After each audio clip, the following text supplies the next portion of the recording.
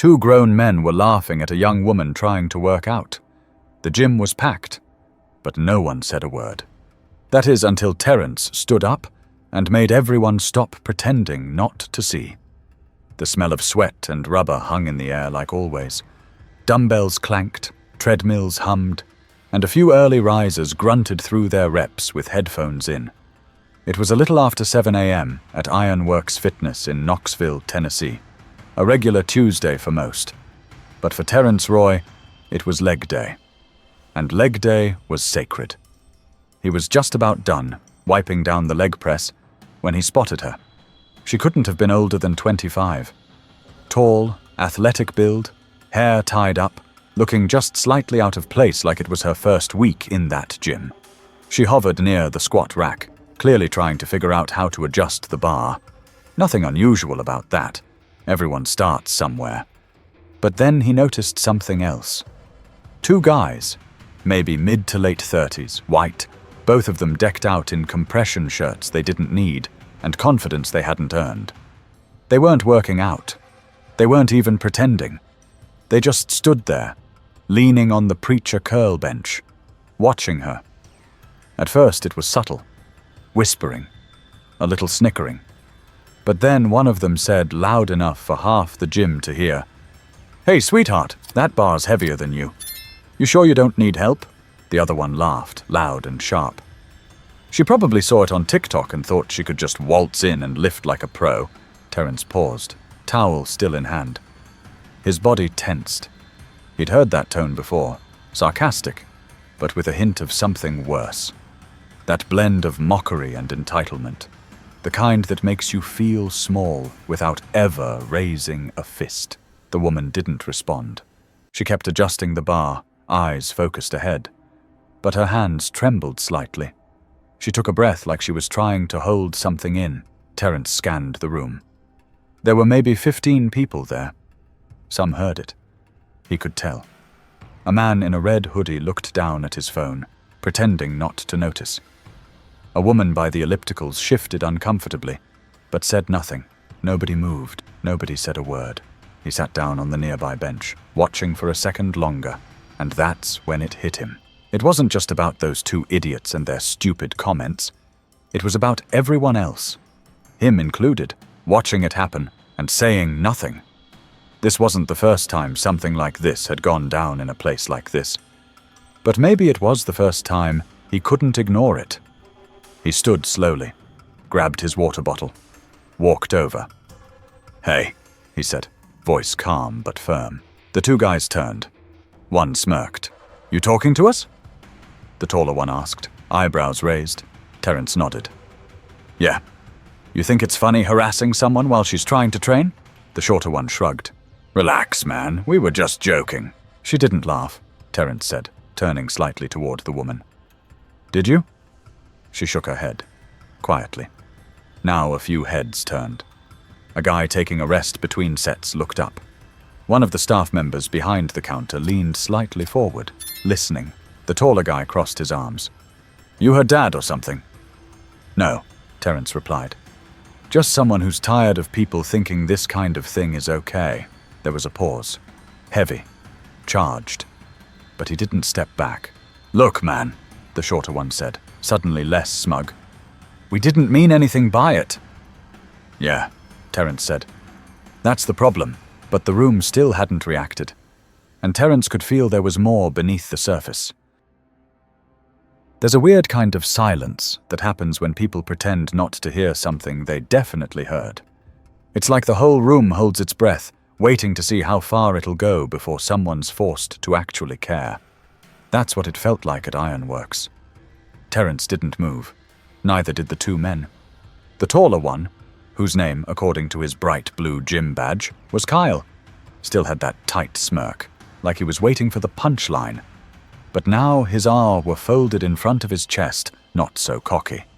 The shorter guy, Bryce, had taken a step back, like he wasn't sure if things were about to turn. Terence wasn't there to fight. He didn't need to. His presence was loud enough. And for a man like him, 40, with 2 kids and 2 decades of keeping calm in uncomfortable spaces, He'd learned that sometimes just standing still was the loudest thing you could do. But he noticed something else too. Nobody was stepping in, still. Some folks glanced up, then back down like they'd accidentally clicked the wrong show and wanted to switch the channel. Others looked uncomfortable, like they were hoping he'd just let it go and move on, and it burned him. Not because he expected backup, but because he realized how easy it was for people to disappear behind their earbuds or phone screens. The second things got complicated. One guy, probably mid-50s, sat on a bench pressing dumbbells. He shook his head. Not at Kyle or Bryce. At Terrence. Like he was the problem. Like speaking up was more offensive than the garbage being said in the first place. The young woman, still quiet, was now sitting on the edge of the squat rack platform, tying her shoe even though her shoe was already tied. Anything to stay busy. Anything to avoid eye contact. She didn't want to be part of this moment. But she already was. Terrence took a slow breath. He turned slightly, just enough so his voice would carry. "You all heard what they said, and you saw how she reacted," he said, not yelling, just speaking loud enough for the room to hear. "If someone talked to your sister, your daughter, your friend like that, would you still stay quiet?" Still nothing. Kyle opened his mouth like he had something slick to say, but nothing came out. Just a tight jaw and narrowed eyes. Bryce shifted again. "Look, man. Nobody's trying to start something here." Terrence nodded. "Then maybe don't."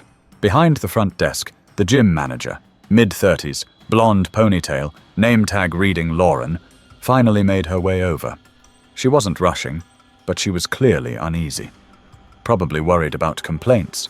Probably trying to read the temperature of the room before choosing a side.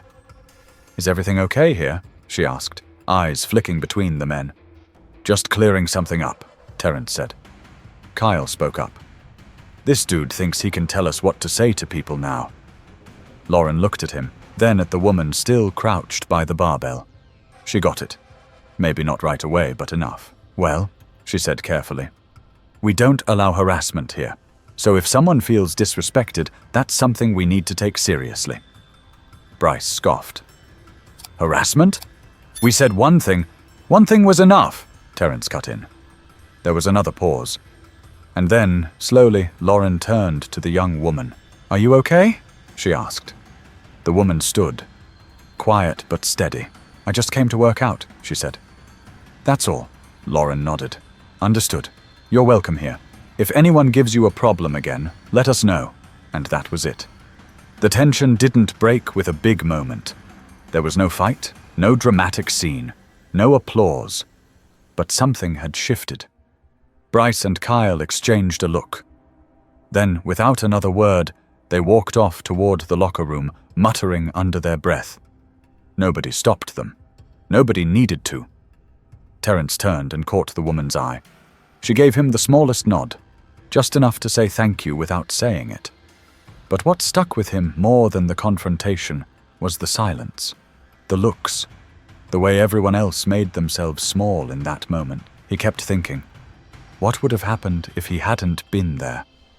But the day wasn't over yet, and the story was just starting to leave the gym. Terrence was halfway through filling his water bottle at the fountain when he heard the voice behind him. "You feel like a hero now, huh?" He didn't turn around right away. He recognized the voice. Kyle. That same mocking tone from earlier, now stripped of an audience, sounding smaller, more personal. Terrence calmly twisted the cap back on his bottle before facing him. Kyle stood there alone, arms slack, the edge in his expression replaced by something that looked like bruised ego. Maybe embarrassment, maybe just the frustration of not getting the last word. "I'm not here to be a hero," Terrence said. "I'm here to work out, just like everyone else." Kyle took a step closer. "You made a big deal out of nothing. She didn't even say anything. You jumped in like she needed saving?" Terrence leaned slightly against the wall, still calm. She didn't need saving. But she didn't deserve to be mocked either. You made her uncomfortable on purpose. Kyle scoffed. "Oh, so now you're the feelings police?" Terrence tilted his head. "Nah, Just a grown man who's tired of seeing people pretend it's okay to act like clowns in public. Kyle's jaw tensed. You don't know me, and you don't know her, Terence replied. But that didn't stop you from talking. There was a moment, a real one, where Kyle just stood there, blinking. Like part of him wasn't used to anyone pushing back without yelling, without swinging. Just facts, just a mirror. Then Kyle looked around. The hallway outside the locker rooms was quiet, just them and the low hum of a treadmill belt nearby. You people always gotta make it racial, he muttered. Terence felt it. That shift, that old, tired line. Meant to flip the blame, meant to derail. He kept his voice steady. You brought race into it when you thought she was an easy target. You thought nobody would say anything. That's not on me. Kyle didn't answer. I've been in places like this all my life, Terence went on. And I know when something's just a joke, and when something's about putting someone in their place. Still silence. Then Kyle let out a tight breath and muttered, Whatever, man, before turning toward the locker room. Terence watched him go, then shook his head slightly. Not in anger, not in victory, just clarity. He wasn't interested in humiliation. He didn't need a public win. What mattered was that someone heard him. That Kyle, even if he didn't want to admit it, felt it. And just then, a voice behind him. Softer this time. Hey! It was the young woman. She'd changed her shirt, had her hoodie pulled halfway over her head. Thank you, she said, voice almost a whisper. For saying something. Terence gave a small smile. You're welcome. I didn't know what to do, she added. I just froze. That's okay, he said. You don't owe anyone a reaction. That's the thing nobody tells you. Sometimes just making it through moments like that is enough. She nodded. I'm Janelle. Terence. They shook hands. You come here often? She asked, almost laughing at how cliché it sounded. 3 times a week, he said. Early. Before work. She smiled. Guess I'll start coming early too. And with that, she headed toward the exit. No tears, no big emotional scene. Just a moment of grace between 2 strangers who now shared something. But while that chapter closed, something else had already started to ripple outside those gym walls. By the time Terence got home that evening, the kids were already halfway through dinner, and his wife, Sonia, was balancing a laptop on one knee while coaching their youngest through spelling homework. The usual weekday chaos. It grounded him, reminded him that real life doesn't pause just because something heavy happened a few hours earlier. But the weight followed him through the door. He tried to leave it at the gym, tried to let it fade behind the steering wheel. But moments like that don't always stay where they happen. They hitch a ride with you. Quietly. How was the gym? Sonia asked without looking up, scooping mashed potatoes onto a plate for their son, Caleb. Terence hesitated. Weird, actually. That got her attention. She looked up, eyebrows raised. He told her everything. Not dramatized, not exaggerated, just the facts. What Kyle and Bryce said. How nobody stepped in. How he finally did. Janelle's reaction. The awkwardness. The silence. Sonia listened, chewing slowly, her eyes focused. When he finished, she leaned back and exhaled through her nose. Sounds like the usual, she said. Not dismissively, just tiredly. A familiar exhaustion. I know, Terence said. But something about today stuck. You mean the fact that you were the only one who said anything? She asked. Yeah, that. And he paused. I saw how many people heard it and still said nothing. Because that's how it goes, she said, getting up to rinse a plate. People stay out of it. They don't want the awkwardness. They're afraid to say something and get pulled in. Or worse, they think it's none of their business. He nodded slowly. It shouldn't be normal. It shouldn't, she agreed. But it is. Later that night, once the kids were asleep and the house had quieted, Terence scrolled through his phone. Notifications lit up from a local Facebook group he followed. Knoxville Fit Life Community. Someone had posted about the incident. Saw something wild at Ironworks today. Some dude stood up to a couple guys who were clowning on a new girl at the squat rack. Didn't get violent or anything. Just called them out. Respect. It had over 100 comments already. Some people praised the guy, others asked what happened, a few took the usual route. You don't know the full story. Everyone's too sensitive these days. People can't take a joke anymore. Terence didn't comment. He just watched the conversation grow. Someone even uploaded a short clip, just a shaky 3-second phone video of him standing in front of Kyle and Bryce, his back to the camera. No audio, just a still shot of a man refusing to budge. He didn't like being at the center of it, not because he was embarrassed, but because it distracted from the point. This wasn't supposed to be about him. It was supposed to be about how easy it is for garbage behavior to pass when no one says a word. The next morning at the gym, things were different. Janelle was there again. She gave him a fist bump this time, a grin on her face like they'd been gym buddies for years. And people were watching, not in a bad way, just watching. A couple nodded at him, not the performative kind, but like they'd been thinking about it too. Lauren, the gym manager, came over quietly after he finished a set. "Hey," she said, "thanks again for yesterday." He looked at her. "We've had issues before," she continued. "People saying things they think are harmless. This time, people are talking about it. Maybe it changes something." "Maybe," he said. Then, just as he was grabbing his towel, a man from the back, mid-60s, wiry build, grey in his beard, walked over. "I was here yesterday," he said. Terence raised an eyebrow. "Yeah?" The man nodded. "Didn't say anything." "Should've. I've got 2 granddaughters. I keep thinking, if that were one of them, I'd want someone like you nearby." Terence didn't speak right away. Then, "Appreciate that." The man gave a half smile. "Name's Roland. If you ever need a spot, I'm around." But what Terence didn't expect was who would walk through the doors next, and what he had to say.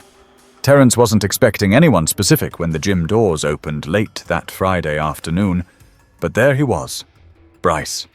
No Kyle, no swagger, no smirk. Just a man walking in with headphones around his neck and something in his eyes that wasn't there before. Terence clocked him the second he walked in. He wasn't sure if Bryce would ignore him, try to start something again, or pretend the other day didn't happen. But Bryce didn't pretend. Instead, he walked right up after Terence had finished his warm-up set on the lat pull-down. "Hey," he said, voice lower than before. "You got a minute?" Terence didn't answer right away. He kept his hand on the machine's handle, searching Bryce's face for any sign of sarcasm. But there was none. "All right," Terence said. "Go ahead." Bryce shifted his weight from foot to foot. "I talked to Kyle," he began. "He thinks you embarrassed us on purpose. Still mad, but me? I've been thinking." Terence said nothing. "I got 2 boys," Bryce went on. 10 and 8. They were at the park the other day, and I saw this older kid giving them a hard time. Nothing major, just pushing their buttons. And I realized, I froze. I didn't know what to say. I just, watched. He paused. And I remembered how I didn't say anything here either. When we were messing with that girl. I mean, we were messing with her. There's no other way to put it. Terence watched him. "So now what?" "I just wanted to say, you were right," Bryce said, eyes steady. "I don't want to be that guy. Not for my kids to see. Not for myself." Terence leaned back slightly. "It's not about being right. It's about knowing when to stop being the person you'd never want to run into." Bryce nodded. "Yeah. That." They stood in silence for a moment. Just 2 men in gym clothes, under fluorescent lights, talking like it mattered. "I'm not going to apologize for Kyle," Bryce added. "He's got his own stuff to figure out. But I do apologize for what I said, for how I acted." Terence extended his hand. "I accept that." They shook. Firm. Brief. Real. Later that evening, Terence sat on the porch with his daughter, Elise, who'd just turned 14 and had recently taken an interest in running. She asked him what happened at the gym. She'd heard her mom mention something in passing. He hesitated, then told her. He kept it simple, but didn't sugarcoat it. The words, the silence, the confrontation, the apology. He watched her face as he spoke, saw how her expression changed with each beat of the story. "So, you just..." talked to them?" she asked, eyebrows raised. "Yeah," he said. "I didn't yell, didn't make a scene. I just asked them why they thought that kind of behavior was okay. And that worked? It didn't change them right away, but maybe it made them think twice. That's how most change starts." Elise looked down at her sneakers, twisting the laces in her fingers.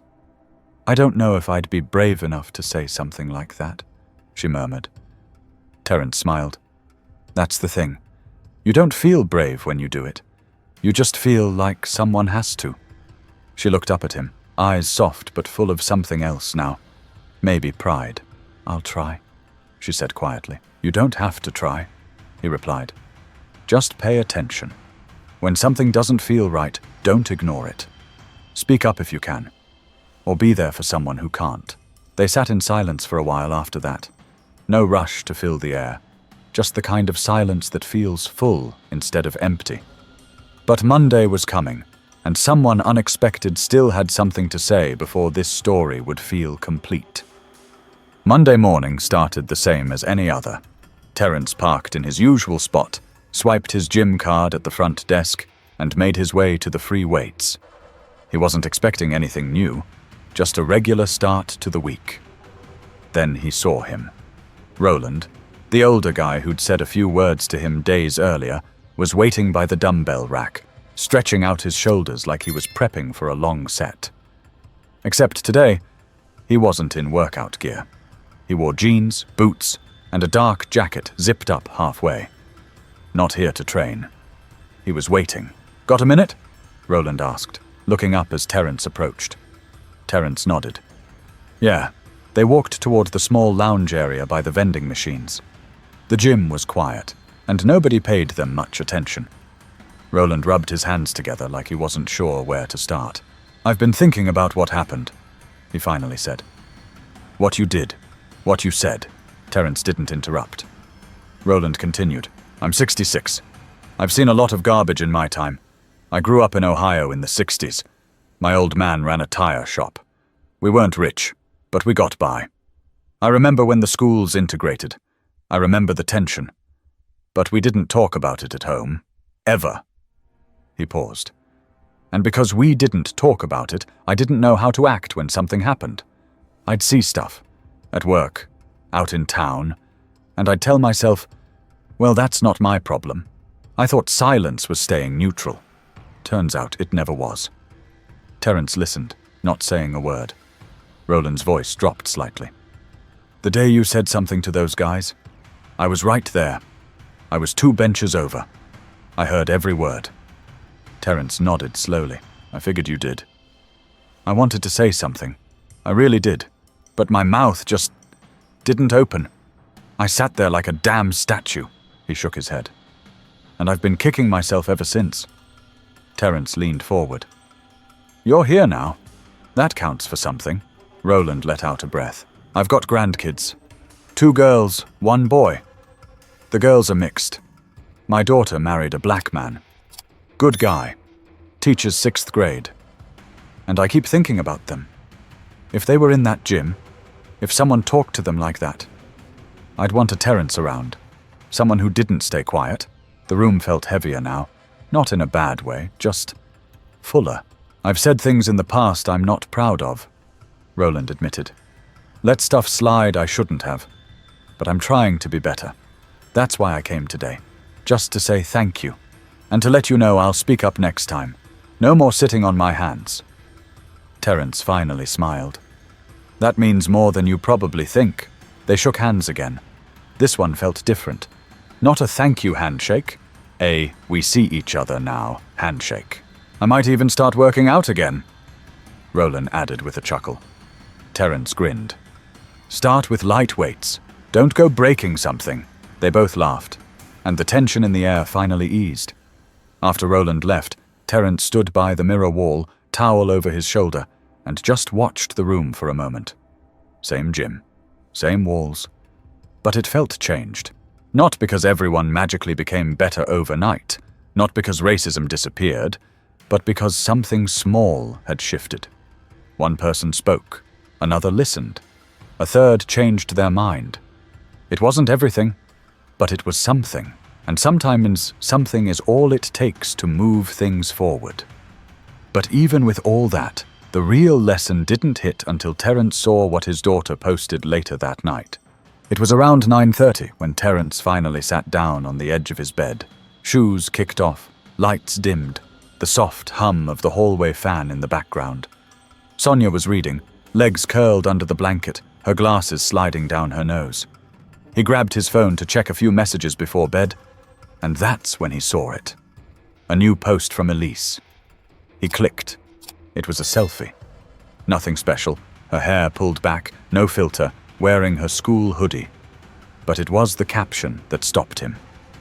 My dad stood up for a stranger this week. He didn't yell. He didn't throw hands. He just spoke up. And that was enough to make people think. Including me. I used to believe keeping quiet made you neutral. But I was wrong. Silence has a side. I hope I'm brave like him when it matters. Terence blinked at the screen. Not because he was shocked by the words, but because they sounded so sure, so clear. And they came from her, his teenage daughter, the one who used to get nervous asking the server for ketchup, the one who once cried when she had to read a poem in front of her class. And now she was putting words like that out into the world. He looked over at Sonia and handed her the phone. She read it in silence, then smiled without looking up. You realize she's watching everything you do, right? Terence exhaled. I'm just trying to get through the week most of the time. Well, she said, placing the phone on the nightstand. You're doing better than that. He laid back, staring at the ceiling, letting the moment sit. Everything that had happened in the last few days, Kyle, Bryce, Janelle, Roland, Elise, it had started with one choice. Not a big one, not a dramatic one. Just a decision to say something instead of nothing, that's all. And that's what stuck with him most. People always think you have to be fearless to take a stand. But that's not true. Most of the time you're scared. You're unsure. You don't want to be the one making things uncomfortable. But if you stay quiet, someone else pays the price. He remembered Janelle's face when she said she froze. He remembered the way Roland rubbed his hands together when he admitted he didn't know how to act.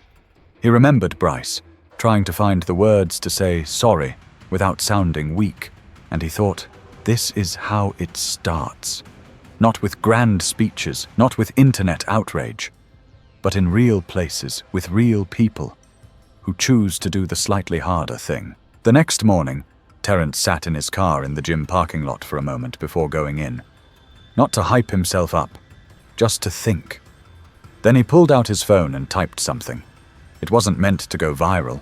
It wasn't even written to get likes. It was just a truth he felt like putting out there. You don't need a big moment to make a difference. Just don't look away when something's wrong. Say something, even if your voice shakes, even if you're alone. That's how things start to change. He hit post, then got out of the car. Another Monday, another workout, but with a little more weight off his shoulders than before. If you're watching this and thinking, I've been in a moment like that, you're not alone. And if you froze before, don't beat yourself up. You'll get another chance. The real question is, next time, what will you do? Speak up, even if it's uncomfortable, even if it's small, because silence might protect your comfort, but it won't protect someone else's dignity. And someone near you might be waiting for a voice like yours. If this story resonated with you, share it. Leave a comment. And remember to subscribe, because we need more stories about what doing the right thing really looks like.